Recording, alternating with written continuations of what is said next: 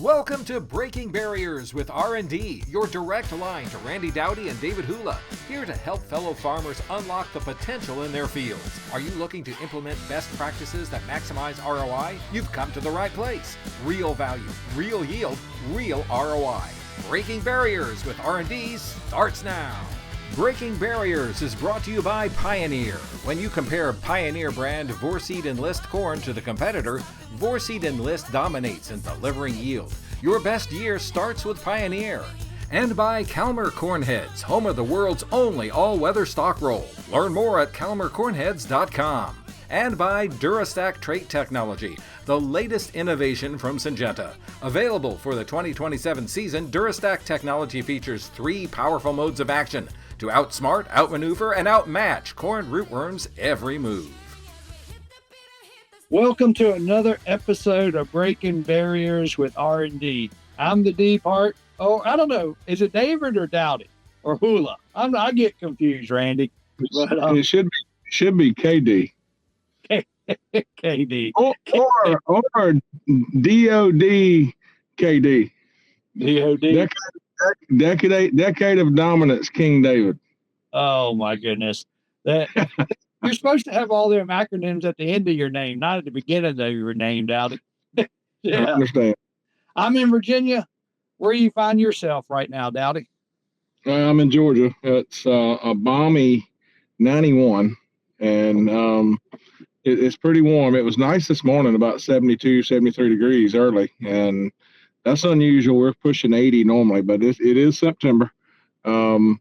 About to leave and go get Easton from school, about to go pick him up. Got an hour drive, but be going to see him soon. But David, there's a rumor on the street that you kind of minimized that you couldn't keep that combine full. Did you do a pretty good job of keeping it full last week? We had some pretty good success on some corn. Not what we're usually accustomed to, but I think we did a couple NCGA entries. Can't share any numbers or anything like that, but I hope we don't get beat too bad. Let's put it that way.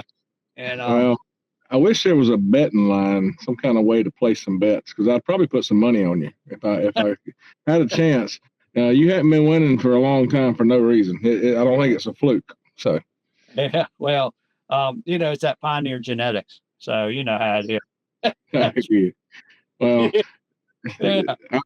We say that, but we do see some good corn come out of their platform for sure, and have for years. And David, we're looking forward to today's guest, no doubt about it. And I think now's as good a time as ever to introduce him, Mr. Elliott Henderson. We'll let Elliott kind of describe how we met, but Elliott's not I don't know if he's a native Georgian, but I know he spent quite a bit of time in Georgia, and I think he calls home Iowa today, and we're looking forward to having him on the show this week. One thing about it, he's an early adopter and innovator. He's a member of Total Acre, but he is also, I think, on the Iowa Corn Board, et cetera, and he has seen a lot of what we've discussed over the last couple of weeks with having challenges in the Midwest, and I think we'll get a good glimpse of what it looks like today since we were there. Yeah, no, I'm looking forward to it. And before, while you were trying to find a good signal spot, he showed a ear of corn that was usual and customary of what he's got this year. So, unlike some of his neighbors, I'm sure. So yeah, I'm anxious to hear what he's got to say. And so yeah, let's get him on. All right, there he is. Elliott, it's good to have you. I got to give some props here. I think you served our country as well, and it's always a good pleasure not just to have a good farmer, fellow member of Total Acre be a part of something like this, but me and you both kind of share. We both served our country, and so I always like to give props for those that are out there, those that may be listening. Thank you for your service. 9/11's coming up. I think everybody can remember where they were when 9/11 happened. I was at the White House in DC when they hit the Pentagon, and it was a sobering weeks, sobering months, sobering years, and I have not forgotten.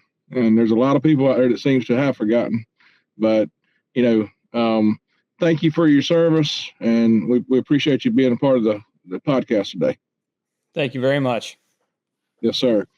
Elliott, tell us a little bit about what you're doing. I know give us a little bit about your background, the time you spent maybe in Georgia, how we know some common people. You can give a shout out to Mr. Bledsoe if he was still here, but I think you could, maybe his family and things like that, maybe listen. I'm sure he's listening. There you go. But just give us a little background of who Elliott Henderson is. Sure. So I grew up here in Northeast Iowa.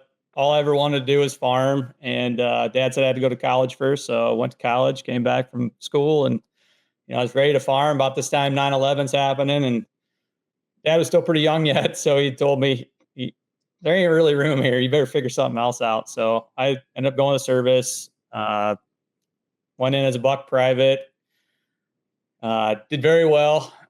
Became an officer, went to Ranger School, deployed to Afghanistan, was on the Pakistani border when we shot bin Laden. So had an awesome career in the military, and then got back home and wanted to get back into farming, but there really wasn't room for me. So my wife and I, we've had to kind of venture out and start our enterprise on our own. And today, we run a grain merchandising facility. We operate a sod farm too. And we do a bunch of commercial snow removal in the wintertime. And we've been buying some farms and been pretty successful. And Total Acre has been a real big part of the success of our farming operation. While I was in Georgia, so you alluded to the story of being down there around Frank Bledsoe, I had some weekends off when I was stationed at Fort Benning. And I missed farming so much that I said the first place was some John Deere tractors in the yard. I'm going to stop. And I did, and ended up going back every weekend, and was just really, my mind was open to a totally different way of farming and the intense management practices that exist in the South and irrigation. So I've been able to bring about a lot of those lessons learned from my time in the South up here to the Midwest. And that with Total Acre has allowed me to be very successful up here. So Elliott, so being from the Midwest, working with a guy in the South, did you try to convince him to do something different that y'all would have done up in Iowa? So yeah, I will admit there was a lot of things that seemed pretty backwards in the South, but I guess trying to think about what some of the things that Frank, he was an older gentleman, so there's. But now that I look back, I remember like precision planting equipment was really big, and it's like, oh, you just got to be doing this stuff. And he was still running a finger meter and chain drive, and I just scratching my head. But now I look at all this stuff I got on my planner, and I'm thinking, gosh, maybe that guy was right about how he was doing a lot of things. It's great having technology when it works, Elliott, but when it doesn't, man, it makes you. It's kind of like GPS going out. You kind of wish you had row markers just so you can keep moving. Yes, sir. Absolutely. Technology is great when it works. No doubt about it. But we do still get down there. We probably get down there maybe 3 times a year. And even my wife and kids have become very close friends with the families down there. So even though he's gone, I still feel like he left quite the blessing that we can still continue to have a relationship with the family down there. Well, his boys, didn't fall far from the tree, but they got some big shoes to fill. There's no doubt about it. Yep. That man truly was a workaholic. He didn't have any backup in him, and anytime you saw him, he was working. There's just no doubt about it, or about to go to work. He was a go-getter. They broke the mold with Mr. Frank. He was a good guy. Yeah, when I meet people from down there and I tell this story, they just almost don't believe it, because they said, well, he would never stop to talk to somebody off the street like that, but he did, and they took me in, and Miss Jane always did all my laundry so I could spend the whole weekend with Mr. Frank. So there you go. That's an invaluable experience. And granted, you're no dummy. I mean, you're modest, but you're a go-getter and you're a thinker, and you think outside the box. And that kind of sounds familiar, don't it, David? Guy comes in with no preconceived notions. It kind of sounds familiar that maybe there is more to learn, and there is some more to this that we just don't have figured out. And I think we'll pick up on some of that today, Elliott, as we talk about some of the tendencies that's in, that goes on in the industry and the university system and et cetera with farmers. So obviously David did the western leg. He spent probably more time in Iowa than I did. The last day we were going to spend quite a bit of time in Iowa together and then in Minnesota, but we did the Pro Farmer Tour and we ended up having to do what they call the Yield Academy in Rochester. And I spent, a half a day in Iowa, and we saw what we see in the South coming. And this was back the 19th and 21st, I think, of August. And, here we are 2.5, 3 weeks removed, David. And I was there last week in Iowa. And, we're 2 weeks removed at that point. And, David, we caught it. I know you see some southern rust, but unfortunately, I get to be the resident expert. Since I've been growing corn in 2008, I've dealt with southern rust. It's been a problem. And we warned them. We told them. We even argued with some of the industry reps that said that there was no need to go spray. A lot of the university people didn't think it was prudent at the growth stage that it was. But, David, I can tell you, when I was there last week, man, it was a totally different place. It almost went from like you planted corn either in March or we were there in October. That corn crop is dead. I mean, it looks terrible. And when you go and you break an ear and we're at a quarter milk line or a third milk line, it's a problem. And last week when I was there, Elliott had some other, I didn't get to see him on the tour, but I did talk to him and I said, Elliott, you better go spray. And he said, seriously? I said, no doubt. I said, how much has this crop changed in the last 2 weeks? He said, a bunch. I says, well, if you want an aha moment, travel a little further toward Des Moines. And I don't know geographically all the areas that we went, but I just know we spent quite a bit of time all over Iowa for 2 days there. And there's no doubt about it. Everybody there had a Malox moment, smelling salts, just, wow, we had no idea that southern rust could do this to us. Tell us a little bit about what you've seen there in the last few weeks, Elliott. Yes. So I was in Des Moines the day you were here last week, was that Wednesday. And I was surprised driving down there how brown the tops of corn was getting. And then I was back down by Ames yesterday, and there were 1,000+ acres taken out right off the highway. So corn's already coming out. I did make some phone calls yesterday, and yields are down. I mean, we're talking 30 to 60 bushels. We're seeing guys with 240 bushel APH are taking out 180 bushel corn. It's a real thing here. And we wouldn't have known that a week plus ago. And go ahead, Dave. What kind of test weights are they seeing, Elliott? Yeah, it's low in the 40s, some upper 40s. So it's definitely affecting. And I do think too, some of the conversations I had, we had a lot of heat, right after pollination into that blister stage. So we were stacking GDUs up really fast on that early planted corn when we had that heat here. So I do think some of this later planted corn's probably going to have a better experience finishing out. But, back to the disease thing, if you weren't actively treating with fungicides, pet products, you got a big loss. Elliott, the problem is, and nobody ever likes I told you so moments, especially at somebody's expense. But the part that I struggled with, even when we were on a tour, I told him, I said, look, you're at beginning dent, milk line's just starting to fall, and this corn crop is 80% senesced. I said, you got to do something about it, especially for those that were not that far advanced. And you mentioned something about heat accumulation. I mean, we do that every year. We accumulate heat fast, and it's not ideal. The nighttime temperatures plays a role, but I mean, I looked at a lot of years that if they would have just had the plant health to go along with it, they still would have made some tremendous yields. I mean, it was not a pollination issue.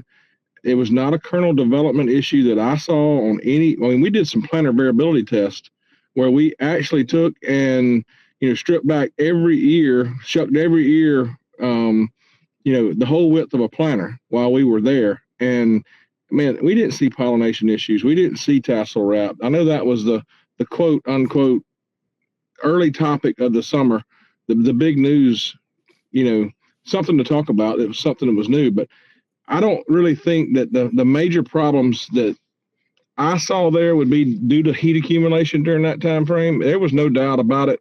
It was plant health. I mean, we had firing from a potash deficiency issue, which was problematic. But the number one factor we saw was we had southern rust, we had gray leaf spot, we had some northern corn leaf blight, and we even saw tar spot. And some of it, all of that would be on the same leaf. So disease was by far the limiting factor. And for those that sprayed and those that stayed on it and understood that a fungicide couldn't last but for 21 days at best, and those that made multiple applications, I think, going to reap the benefits of this deal. Yeah, but here, a lot of times they say with, the BASF is this, and I don't want to say BASF, but the industry in general says if you spray that, VT or tassel time, you can get by one time. That is mostly accurate under a normal weather year. But this year, they just had that explosion of southern rust in Elliott's area or not. So now they're dealing with a disease that they're not, historically, it's not been a problem. And the conditions stayed so true because y'all stayed warm, Elliott. So that was just like the environment for it. So, and I warm and wet and foggy mornings here. It was just a unique year. Something that I wanted to bring up on this show was we've got on the sod farm here, we planted some corn. I think it was the middle of June. That corn is spotless. There's nothing wrong with it. So I don't know if that was an infection, like did it miss the event when that rust came in and contaminated everything, or was it that it got fungicide early when we were spraying everything else? Because honestly, that field has really been treated kind of like a bastard crop, but it looks the best out of anything as far as plant health. Just stay on it because there's so many spores in the area, and I think you guys are supposed to warm up next week if I understand it. End of the weekend, I think we're going to see 90s. Yep, and if that happens, man, there's so much sporulation out there, and there's so much disease in the area, and all these combines that are going to get fired up, as they should. They don't need to let this corn stand in the field because the next piece of this is not just the plant health, but it's harvestability, the stalk strength, the stalk integrity. It's been compromised. I mean, I walked through some fields last week, and I just take my hands and throw them out to my side, and I just let my fingers give a little bit of resistance to the stalks. And I mean, 2 out of 10 was already breaking over with very little resistance. And we're talking about corn that was a quarter milk line, at most a third milk line. And the plant was, like I said, 80% senesced, and now the stalk quality is going down. And, I think Iowa can have some pretty strong September winds. Last time I checked, I think that happens in September and October. And, the last thing you want to do is have insult to injury and have corn on the dirt that you can't harvest. And I don't think it's going to take much for wins on these fields. And I was close to some conversations with Allison Robertson. She's the state pathologist, and she is really worried about tar spot coming in. I mean, it's already here, but the conditions for tar spot to get worse and take this crop down, the stuff that didn't get killed from rust is likely to get hammered by tar spot yet this year. Farmers, let's talk Pioneer brand Vorseed Enlist corn. Yes, Coach! Vorseed Enlist beats DeKalb's Smart Stacks and VT4 Pro yields by an average of 7.1 bushels per acre across more than 24,000 comparisons, right? Yes, Coach! And Vorseed Enlist has 3 modes of action against corn rootworm. Yes, Coach! Now get out there and grow! I guess being a Pioneer agronomist is like being a coach. Plant the 100th season of Pioneer. Visit pioneer.com/rootworm. Hi, I'm Marion Kalmer, farmer and inventor of the Kalmer BT Chopper Stalk Roll. For over 20 years, farmers have been using the Kalmer BT Chopper Stalk Roll to cut corn stalks into confetti-like pieces for accelerated decomposition. Call us at 309-629-9000 or visit us online at kalmercornheads.com.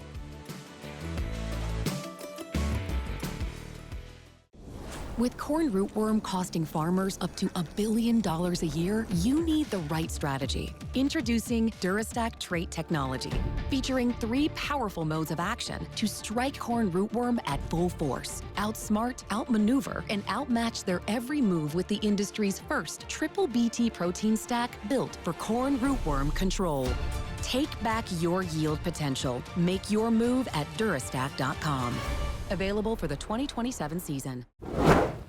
The thing about what you've done and some of the other growers, because as we were doing the Pro Farmer Crop Tour, now this was still earlier, this was a month ago, you could tell the fields that had been addressed, and the guys in general, most of them don't want to spend any more money, but the fact is trying to protect what we have out there. And oftentimes people say, hey, well, what else could I add to the tank? Well, it's not about adding anything else to the tank. Let's stop what we got going on and protect it. And, Dowdy was in Iowa last week, and he gave me a call while he was on doing the crop tour with Total Acre. And, I said the exact same thing he was talking about. You still had 350 plus GDUs left to black layer. So let's protect it. And I know I saw some pictures earlier. It looked like some streaking, and I think it came from you, Elliott. Yeah, that was some drone applications that have taken place, and the coverage. That was something, Randy, you had brought up there the last time we had talked when you were recommending the spray. Is that it's all about coverage, and you got to push the gallons. So that is evidence that the drone just isn't cutting the mustard here with take care of these diseases. Well, everybody that's got them want to stretch that swath path out as much as they can, just to speed up the process. And I've seen some applications with drones that are just fine. But I also know that, no matter what you do, if a guy's spraying 2 to 3 gallons and you compare it to a ground rig spraying 15 to 25 gallons, I mean, there's just no comparison in that coverage. I mean, there's really not. It just don't stand the logical, test of which one's going to perform better. And these fungicides work. David, you got probably a comment that you might want to make about, fungicides in coverage. I mean, we've had some people make statements out there, oh, just get it on the leaf and it'll move through the plant. I don't think it works that way. No, I mean, fungicides, they have a tendency to work from the leaf that they've come in contact with and move up.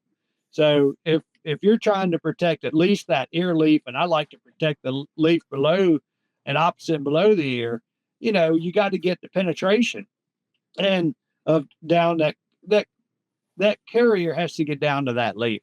And, we've done helicopters. Now I've yet to do a drone, but we do airplanes. And, I'm telling the guy, I want 4 gallons to the acre. And, I get it. Airplane, $1.5 million, $2 million for that air tractor. So they got to cover acres. I understand that. But also if I'm spending $30 an acre, and adding application costs in there or more, then I want to at least have the success that I'm paying for. So I'm like, hey, if it's going to cost me a couple extra dollars to get it down there to do the 4 gallon rate, let's do it. And, we've seen other result test data. I know Bex does they do their trials where they compare helicopters or airplanes to ground rigs to drones, and they're not seeing a big difference. Well, they're not comparing it in the environment that we got right now, first and foremost. They're just looking for that, northern blights or maybe some gray leaf spot protection. But now we're talking about southern rust, and Dowdy, I've heard you say tar spot is the northern version of southern rust. Now they got both of them. So they don't not only have the southern version of it, but now they got the northern and southern version of some kind of crop desiccation. And there's nothing worse than see your crop go downhill. When after it's done, I could have done something to stop it. And that's what hurts, because these guys that are picking that 20 bushels or 80 bushels less and 40-some pound corn, they could have done something. And I wish that they'd have heeded to some of your advice. I'd just try it. Maybe don't do the whole farm, prove to yourself, because it is going to happen again at some point. Well, here's the problem, David, and I want Elliott to chime in here. Elliott, here in the South, and I know David mentioned this before, when we were on a crop tour, we Monday morning quarterback and gave our opinions. And while the industry experts on the tour had limited experience, there were people across the state that had more experience that they should have tapped into to give some better advice on the southern rust issue. And that didn't happen. So we chimed in and just not trying to steal the show, but be emphatic. Y'all better do something about it and take this serious, right?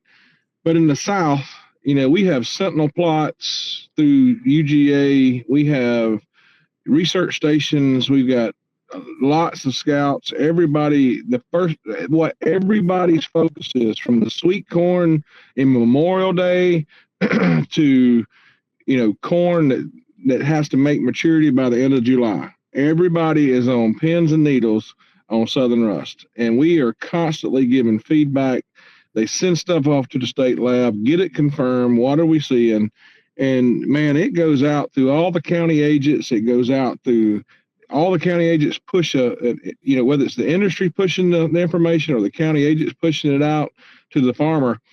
Everybody is well aware of what the ramifications of Southern Rust are. Do they have anything like that in Iowa?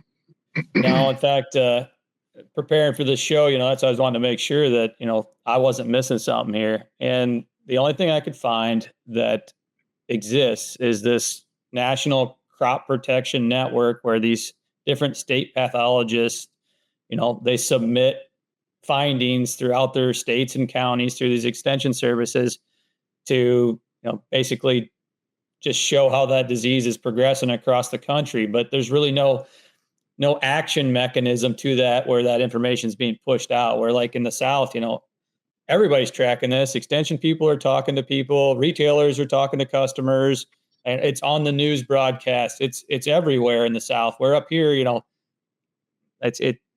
we're blind to the practice that we should be keeping an eye on this throughout the finishing part of the crop. So now, and that's frustrating. David, go ahead. I was going to say, if y'all have in Iowa, if y'all have corn checkoff, there's going to be plenty of people going to have their hand out and going to give proposals to try to create that model. So, well, and maybe that's something that our member base will demand. And there might be room for that this year. I mean, guys losing 30 to 60 bushels, they're going to want some action taken on this. Yeah. The neat thing about some of that is the model could work for Southern Rust, but then they can do the same thing for tar spot. I mean, they can create some kind of predicted modeling, which is in essence going to help the growers. It's just unfortunate that it's going to take this kind of episode for it to be implemented. Well, I'm not afraid to say it. We've got the state extension service in place here. I just don't think we're squeezing enough juice out of that organization. They should be the ones that should be leading this and being proactive on this, and it's not happening. Well, I'm going to speak frankly, and I'm going to be the bull in the china shop for a minute. All of the research that is funded through ARS, USDA, industry, there is no reason that Iowa, Illinois, Indiana, Minnesota, the Corn Belt should have been caught flat-footed with this problem. There's no question. I mean, when we went across on the farm tour, we saw a lot of prevalence, and we got the best producing states in the world of corn that is taking a conservative approach here in how they address this. And, I think the industry, to some degree, were not opportunistic enough, because let's face it, they had an opportunity to sell something and they took the conservative approach, and they didn't reach out. And, it's one thing to be conservative. It's another thing to be naive. And, the problem I have is that the university system and the various people out there have taken such a hands-off conservative approach, whether it's for we need research dollars in the future, so we need to be careful how we do this, or this whole sustainability message that in my opinion is another conversation, but has taken forefront. It has let the farmer down. And the last time that anything meaningful has truly come out of the university system, in my opinion, has been decades. And, for whatever reason, and, I'm being careful, but I'm telling it like it is. A lot of farmers out there rely on the university system to push this these recommendations out. And Elliott, how many recommendations? You're on Iowa Corn. What's Iowa Corn mean? Does that mean you're on the Corn Commission? I would on Corn Commission, so to speak, here, but I'm on the association side. So, I focus on policy, and then we have a promotion side that focuses on demand and education. So did you hear anything from the university and the university works a lot with extension? Did they not put out warning letters or a newsletter or anything, pushing out text message? If they were having a meeting, they could get in front of you, right? Could they let you know if they had a meeting coming up that they wanted you to attend? Why can't they give some warnings and some correct advisement on some of these things? I know it's new, but at the end of the day, man, we need to be on the front side of this curve, not the back side. David, margins are already tight. There's a lot of farmers that are not going to survive this. And I asked the question in Rochester, when we did the Yield Academy, and I asked it every night on my tour. I said, who can afford to leave any bushels on the table this year? I said, who's worried about servicing debt? Who's worried about the banker? I said, who can leave 10 bushels in that $40 or $38.50 or whatever the market is today? I said, who can afford to leave that per acre on the table? I said, now multiply it times 50, 40 bushels, 30 bushels, 60 bushels. I said, we having a struggle servicing debt. And there's some farmers that already need to protect every bushel. Yeah, you don't want to go spend any more money, but you don't have a choice. And in my opinion, the ball has been dropped, and I don't know where the heads are going to roll. But unfortunately, I think it's going to take the farmers holding some people accountable before it gets people's attention. Well, Dowdy, I think part of it's new. Now, they experienced some southern rust last year or year before, and it didn't explode like it did this past year. And, while I did the same thing. I didn't ask how many could afford to lose bushels, but I did say if you can't afford money, Farm Credit was a sponsor on that Pro Farmer Crop Tour, and I know they gladly lend a little bit more money to protect. Where it's going to fall, whether they're going to say heads got to roll, a farmer's got to take responsibility for his own actions. I really wish they'd have tried some, because I get it. I probably, if I'd have saw it myself, it's the first time. If we had tar spot and it was the first time, I know the effect of it, but I don't know that I'd have treated my entire farm. Dowdy, I'm going to learn something, and you'll learn from your mistakes. I'd rather say, man, I wish I'd have done more than crud, I did too much. So this year, they're already a year behind. Now, Elliott's not. He saw where he sprayed 2-3 times, so he sees the advantage of it. Hopefully his neighbors will see that.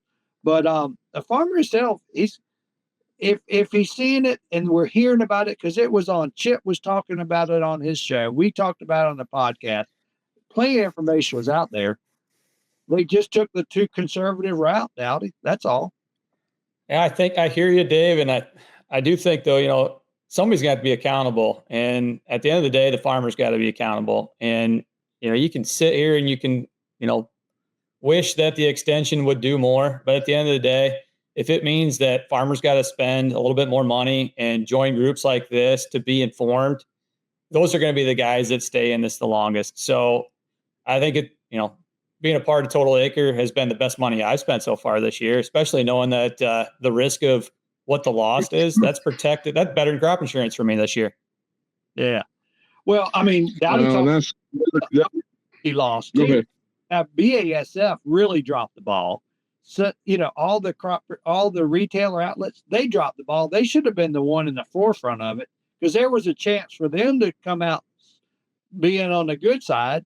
And like you said, Total Acre, you got Dowdy, part of Total Acre. He deals with it all the time. And then you got the camp down in Georgia. So you had that comfort level of knowing what to do. I'm just thinking of the guy that's just in his little world, farming 1,000 acres. And he's just like not paying attention to much, but hearing about it. He's not going to do anything until it really impacts his bottom line. And Dowdy's right. They're probably not going to be farming. Like you said, Elliott, they're probably gone after this year. Well, and that's the sad part, David, is that there's so many people that will not survive just with no hiccups. And I don't give the university, I don't put all the blame on them. Please don't take it that way. But I do know the impact I had last week with growers in Iowa. When there's 40 guys standing there and I walk around to each one of them and I pull a true Randy approach and I said, y'all need to spray, but I don't think it registers. And I go and get about 10 inches from them. Are you listening to what I'm telling you? You need to go spray. I'm not guessing on this one. Trust me, you need to go spray. And that doesn't mean you got to spray every acre, but you need to at least learn from it because it could come back next year. It may not be back next year, but you don't know that. You need to learn from this environment, but you need to be spraying. And I said, unfortunately, I have the most experience in this group, and I am letting you know the impacts of it. Now, if they had talked to a Georgia farmer, I wouldn't have had to say a word. They'd just said, you better go spray. But at the end of the day, it is the farmer's decision. It is their typical save their way to prosperity approach. I get it. They don't want to spend any money. Oh, them boys from the South, they don't know how to grow corn up here. You know, they may have those problems down there, but we don't have this problem. Well, we hope that we ain't going to be as bad. Hope's a strategy, David, but it ain't a good one. Hope in Jesus is a great one, but hope in farming is not a good one. And I can just tell you, this is a problem, and you're right. It is ultimately the farmer's decision. But when I got emphatic with growers and I didn't shut up about it, guess what they started going to do? They called a helicopter. They called an airplane. Well, Randy ain't shutting up about it. It must be pretty serious. And I think if the university or the industry didn't shut up about it, we would have got some more action for those that couldn't afford to lose, you know, that 30 to 60 bushels an acre that's going to be real. And it's going to come from the test weight side. It's going to come. I mean, David, there was tons of fields out there that had, you know, less than half a milk line that, you know, there's a lot of weight to be put on, a lot of weight. And then there's a lot of people. I had a lady in the group that said, you know, my mother farms, and she said, we got pictures sent to us. And first thing we said was, oh, no. And her mother made the comment that, you know, our corn is just drying down so nice. Isn't this? I mean, we've collected all this heat early, and our corn is drying down so nice. And there's a lot of farmers out there thinks they ain't gonna have a drying bill this year. Well, they ain't gonna have a drying bill, but they also ain't gonna have. They're gonna have issues with harvesting if it lodges, and they're gonna have yield loss. And it's not a phenomenon of just heat; it's a phenomenon of disease. And you know, that's just unfortunate. And that's the people that you wish that didn't have to experience this the hard way. Oh, I don't know that it's going to cut out their drying bill at all. So, yeah, I'm not going to sit here and say they're not going to have to dry corn. But, Dowdy, what they didn't have is they didn't have somebody like this getting in their face like you would. So, see, he's not even looking. See, Dowdy? See, you'd have got right in their face and tell them to do something. So, well, as it's been said, you know, I try to be as nice as I know how, but when I get adamant about something, I want to get their attention. And I think that's the approach, this conservative approach of, well, you know, you got 400 GDU. Man, we can't afford to lose a bushel. And when you do the math on this, I mean, Elliott, you just went and sprayed. You did 2 modes of action. What did it cost you an acre to spray, including the trip, but less than $10. My time and running the machine. I think that's moving forward. You know, that's what I was hoping we'd get to too. Is like, what do we do moving forward on this? I think we plan for multiple trips throughout the growing season. We focus on timing. We try to go a little bit earlier every time. We get weather events in. You know, we've got a buffer to make that, to continue to overlap coverage, but we focus on products that are affordable and not just try to do the once and done program. Well, I'll just tell you like it is. The problem with most people not being able to see and accomplish the yields that David are noted for, and some of the yields that we've been able to accomplish, is most people don't know how to finish a crop. They don't know how to finish a crop. You know, most guys will not spend money past a post-tassel application. And if there's irrigation, they may run it in if they have it. But other than electric bill, most guys don't spend much money past, you know, 1,300, 1,400 GDUs or tassel. brown silk, and that's it.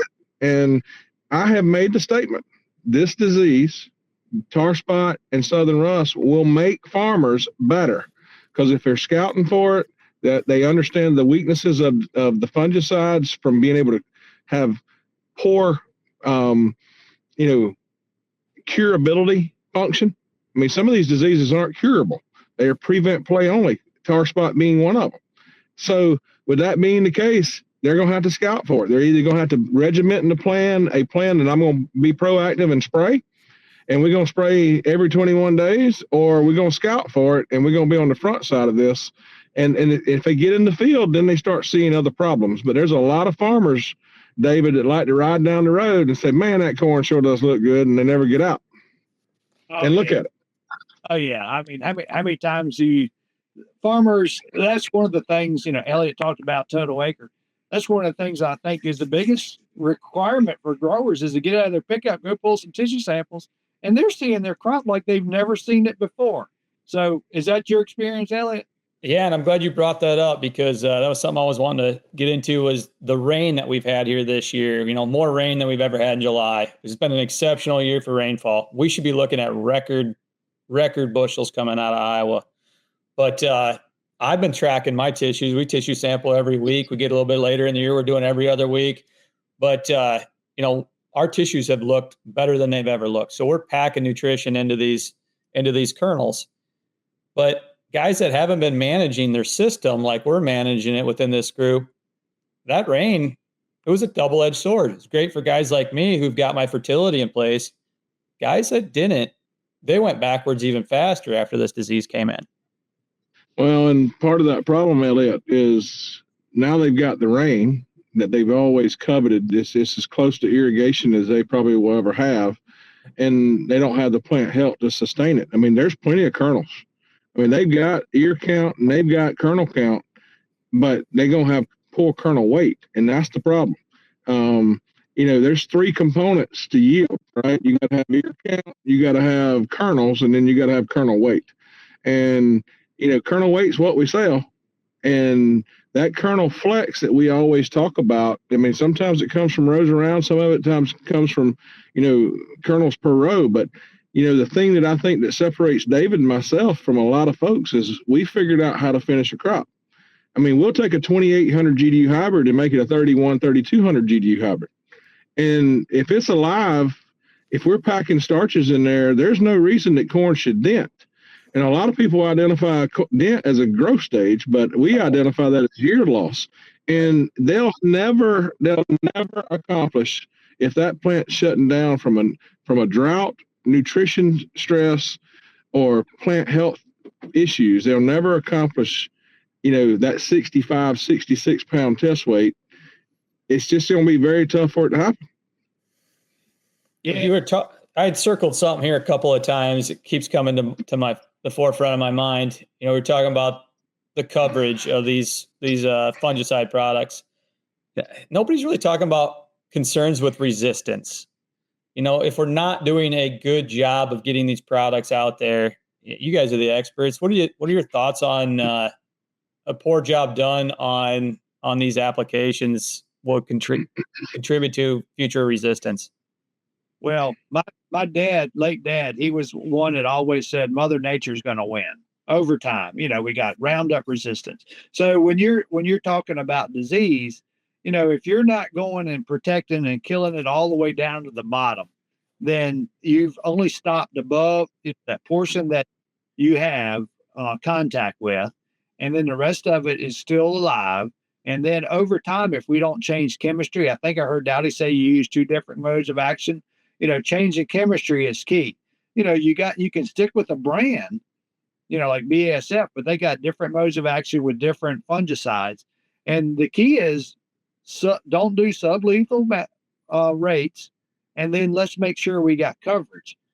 They're the two that are going to help. And then, we've talked about, part of Total Acre, making sure your pH product is right. Because all of a sudden now you make an application and you've already damaged it because the product's half-life is just starting to break down. So, good stewardship is good for anything to prevent the play of, like you just said, resistance. Now the other thing, how often does it have to come into play? I mean, you'd have to start having southern rust every year before you create that resistance. But I would still want to make sure we have coverage because you said $10.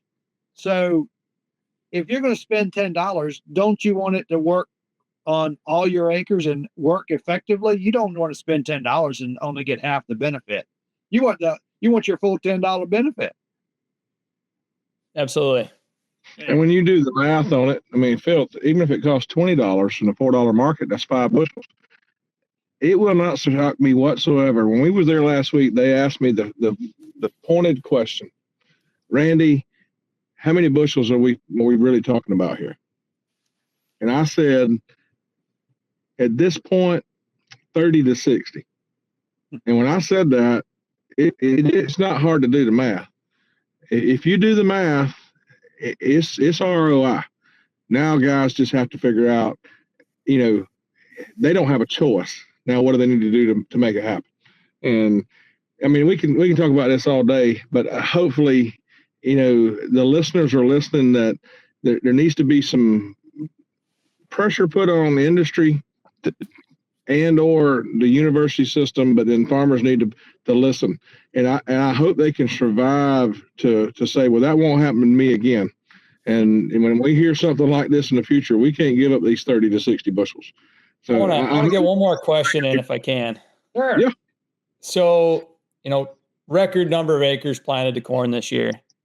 This disease coming up here into the Midwest like this, did it come in, because the Petri dish was just that much bigger and, there wasn't, from the south all the way to the north, there were more acres of corn grown this year. Do you think this is an issue because we've got more acres of corn, so the environment was just, anything to do with it? It don't help it at all, just simply by the nature by which it spreads. I think that a lot of weather systems originated from the Delta for you guys. And let's face it, the inoculant for you and the incubator for you was the fact that you were wet and high nighttime temperatures. It's hot and you had corn everywhere and you had a perfect environment. You cut off the moisture piece of this, the disease prevalency goes down. But with all the moisture that you guys had, the amount of acres that was planted, the high corn density population, the poor airflow, the high nighttime temperatures, there's no question. It's a perfect storm. And let's face it, there may be a record planting, but I don't think we're going to ever see the yields that they predicted. Just that's my opinion. And I'm not the guy that you should base off anything off marketing based off of. But I can assure you, if I had a lot of money to speculate with, I'd be putting my money where my mouth is. I just don't see the corn yields being what they being predicted. I just don't. And as the combines roll, I think that the word's going to get out. And if they're truly using NDVI as a true reference point now of yield projections, I think that the overall crop health has 100% went a long ways backwards from where it was 2 to 3 weeks ago. Yeah. Well, the good thing for you, Elliott, it's not going to overwinter in your state. The rust won't, but the Physoderm or the tar spot does, right? Correct. Right. I mean, you got to have another wind event to push the rust up. Right. And then, whether or not you have the temperatures you'd like to have, wouldn't it be nice if you could count on the same weather pattern next year that you had this year, and then knew how to manage it and then get those potential crops? Now, well, it's good for the total supply of bushels on the planet, but for Elliott, it would be good, I would think. I don't like to, throw the term climate change around too much, but I do think we are experiencing a change in our climate. I mean, you're seeing the Dakotas put more corn in and a better environment for growing corn. This isn't all genetics. So maybe there will be a day where rust survives here. I don't know how far away that is. Yeah, well, that's when you need to get that academics and the industry more involved. Yeah. And come out, when BASF was saying, okay, y'all need to create a plan for next year. And I think that was one of the things you were talking about or asked. What can you do for next year? Well, partner with those people to understand. So when an event happens, you can be more proactive. And, both Dowdy and I are strong believers in plant health throughout the whole growing season. And, Dowdy talked about some of that deficiencies. Y'all got a bunch of rain. You're using a lot of fertilizer. You got a thick crop. Now, all of a sudden, the plants are potentially running out of juice. Whether we leach some of that nutrients or the plants use it up and you got thicker and we just needed more. So when you start getting those, then it becomes more susceptible to disease. So planning for next year in 26, have a good pest management plan from a standpoint of disease control. Whether it's earlier fungicide or multiple applications, I think you're on target, Elliott. And I hope a lot of your neighbors, if they're not going to join Total Acre, they're at least looking over the hedgerow, the fence line, see what you're doing. Well, they can look. They're probably going to be too late on a lot of this stuff if they're trying to follow me. But timing is impeccable for this. That you got to be on it, and I just can't stress it enough. It's not just the access to David and Randy that's made me successful in this organization. It's the fellow farmers here in Iowa that there's a network of us that call each other and bounce these ideas off each other. This conversation of the three of us isn't really just the three of us. It's dozens of us that are in here right now. The things that we're talking about are things that happen daily within this group of people here in Iowa that are part of this group. Yep. Well, Elliott, as always, we've become friends, and I appreciate your time, and I enjoy the pictures with you doing things and hearing about you doing things with your family. And it's always our good pleasure to hear from you, whether it's on the phone or via text or in person. I think if anybody's listening to us, they ought to know that it's not always hope's a strategy, but it ain't a good one.